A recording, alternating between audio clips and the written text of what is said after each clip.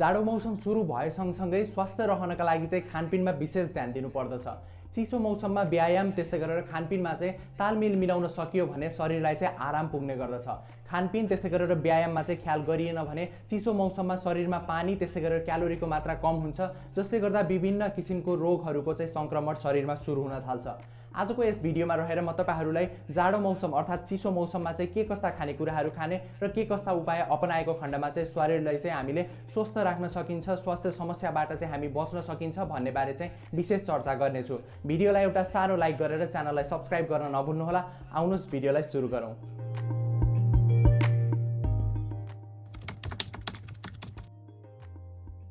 चिसो मौसममा धेरैको बानी ढिला उठ्ने त्यसै गरेर चाहिँ एकैपटक खाना खाने बानी रहेको हुन्छ, तर त्यस्तो बानी स्वास्थ्यको लागि ठीक होइन।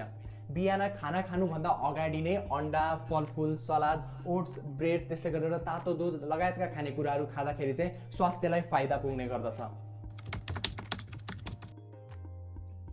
जाडो मौसममा राति जति छिटो खाना खाइन्छ त्यति नै शरीरलाई चाहिँ फाइदाजनक रहन्छ, तर दिउँसो खाइने खाजा भन्दा रातिको खानामा चाहिँ केही हल्का हुनुपर्छ, केही लाइट खाना चाहिँ खानुपर्छ। रातको खानामा खिचडी त्यसै गरेर चाहिँ सादा खानाको प्रयोग गर्यो भने चाहिँ शरीरलाई फाइदाजनक रहन्छ। राति सुत्नुभन्दा कमसेकम 3-4 घण्टा पहिले खाना खाइसक्नुपर्छ, जसले गर्दा शरीरको पाचन शक्तिलाई चाहिँ बलियो बनाउन मद्दत गर्ने गर्दछ। चिसो मौसममा तातो दाल, सुप, हरियो सागपात त्यसै गरेर चाहिँ अचार पनि खाइरहनु पर्दछ।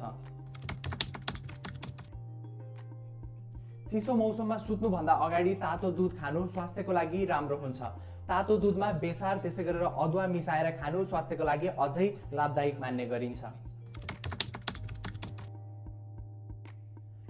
जाडोमा बिहानको समयमा व्यायाम गर्न सकिँदैन भने बिहान वा बेलुका आफ्नो समय अनुकूल समय मिलाएर व्यायाम गरिरहनु पर्दछ।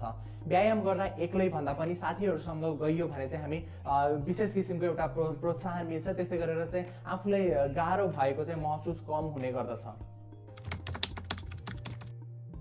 खानामा भिटामिन सी को मात्रा धेरै राखेमा चिसोबाट बस्नुका साथसाथै रुगाखोकी लाग्दैन।